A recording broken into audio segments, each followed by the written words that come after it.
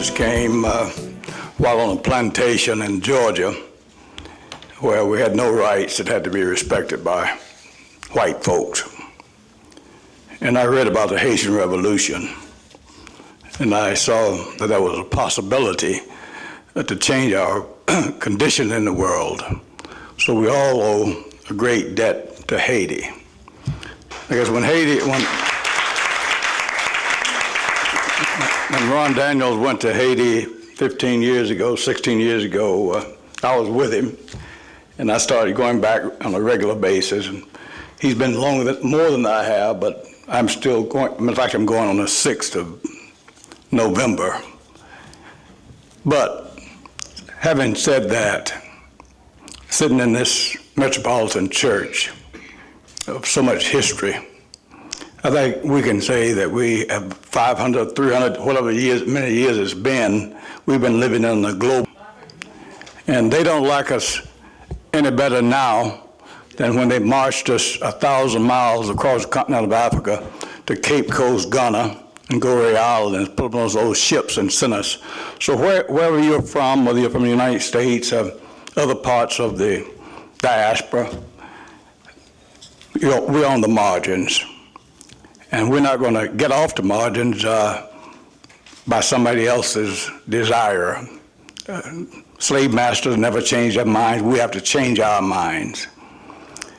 And there's a great fear about the Chinese is coming in and grabbing Africa, and what are we going to do? And Africa now is giving out 999-year leases.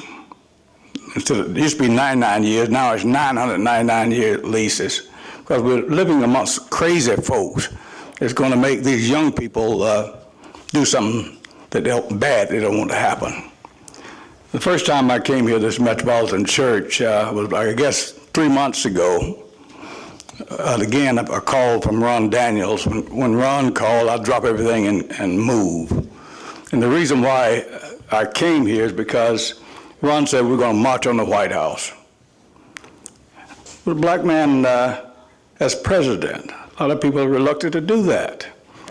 But it was the president that called the war on drugs, and it needed to be the president to call off the war on drugs, because really it's been a war on us, on black people. And so I gladly jumped on a plane and flew up here to D.C. Now, some of the things that, I guess the practical things that we're doing, and I'm in Africa a lot, and as you said, maybe they're not going to include us in the 6th region. Maybe we have to take it, because if I go in the president's office in Africa and I see them live in these huge mansions, and the people are living in these damnedest huts and living off $1 a day, I think somebody is sitting in Ron Daniels' chair in Africa. And so we talk about the Chinese going in, and they can get a 999-year lease if they want to. That's our birthright. And by God, if we have to, we'll take it back.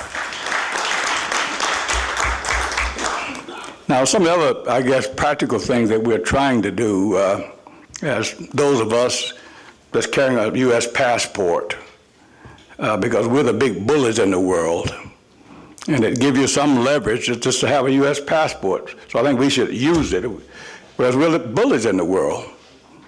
And so our brothers and sisters in Brazil, where there's 100 million Africans living in Brazil, living like dogs for the most part, locked out. Now, I've got the statistics on it, is that Coca-Cola that a lot of us drinking is headquartered in my hometown of Atlanta. And we've got the statistics. 53% of all the Coca-Cola that's consumed in Brazil is consumed by African descendants. They're drinking that sweet water and getting fat, and there's no value to it. So I took advantage of the unrest in Brazil. I'm sure you've all been reading about it, getting ready for the World Cup and ready for the Olympics. And the Brazilians are mad as hell because they're not being taken care of.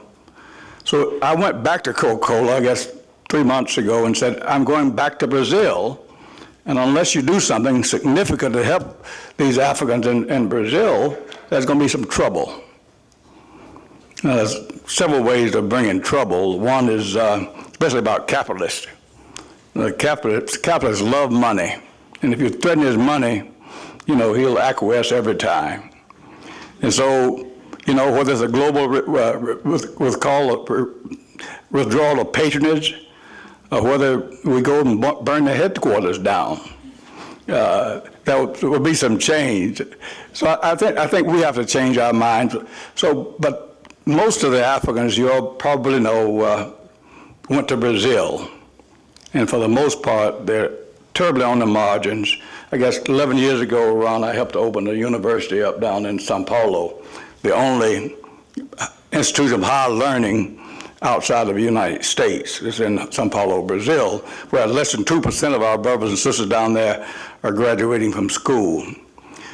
And in the interest of time, I could go on and ruminating and so forth, but a little bit about your recent trip to the Dominican Republic, though, please. Okay, yes, well, I'm going back to the Dominican Republic on the 6th of November.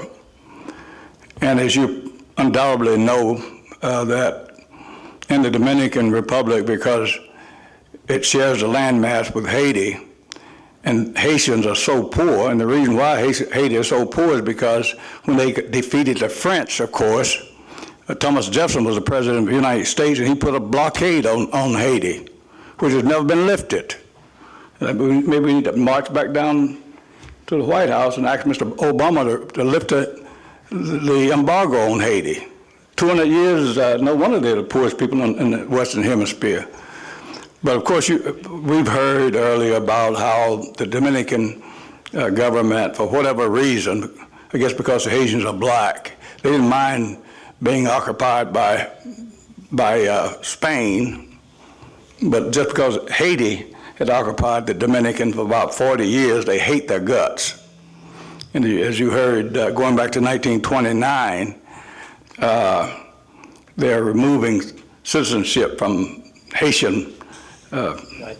And so there are people without a homeland, which they're very vulnerable unless we come around them. They could be killed. They did it once before. So we have a watchful eye on what's going on in the Dominican. And I think another thing that you probably know, that when Columbus discovered the so-called America, what madness. When he discovered America, he gave an eighth of the island, Ron, to the Vatican. And I've been to the Vatican on 2 occasions. We've seem to have a pretty pretty good Pope in there now. And what we're trying to say to the Pope in Rome, that eighth of the island of Haiti that he gave you, that you still got in your portfolio, it don't belong to you. You give it back to the Haitians. And then go into the Vatican Bank, which has got more money than the Federal Reserve, because they've stolen stuff all over the world, especially in Africa, in the black world.